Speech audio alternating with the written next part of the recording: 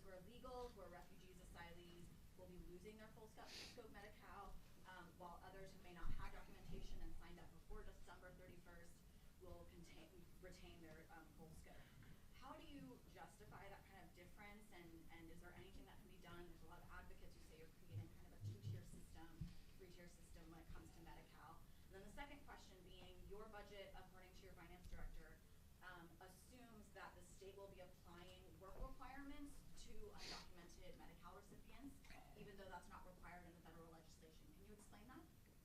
So multiple things are happening at the same time, which you know well. You have H.R. 1, the big beautiful bill, the requirements that are set forth in that process that have a lot of criteria and considerations that need to be put in place, including work requirements. I know you had a separate conversation on that across the spectrum of supports. State of California has advanced a number of programmatic expansions that no other state in the nation has expanded.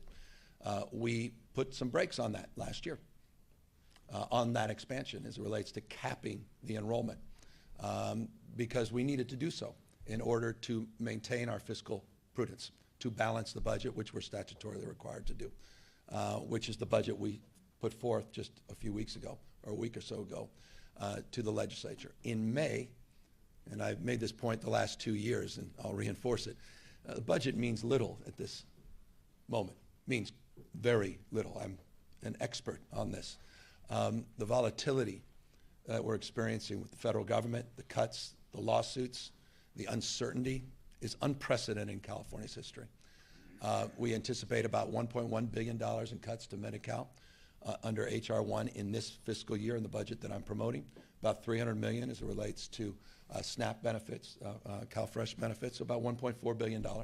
But there's also a lot of other conditions that need to be considered, particularly as it relates to our litigation posture. You may have seen on mental health dollars, the president tried to suspend all behavioral health funding to the states. He then backed off. That was just this week, just highlighting the uncertainty. He did the same thing in blue states just for childcare. The uncertainty is unprecedented. May is the real budget process. And we made that clear just a few days ago. That said, we've been benefited by $42.3 billion of additional revenue that we did not project last year. Another $2.9 billion that was not part of the $42.3 billion that was in the December revenue forecast, which will be part of what May represents. We'll see what happens in January, February, March, April.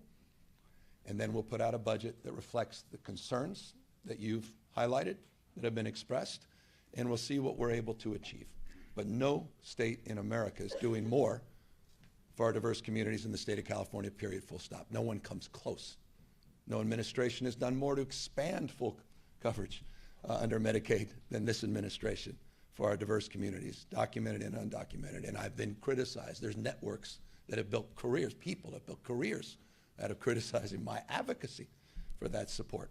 And if you think I overstate, just rerun the tape just from this morning.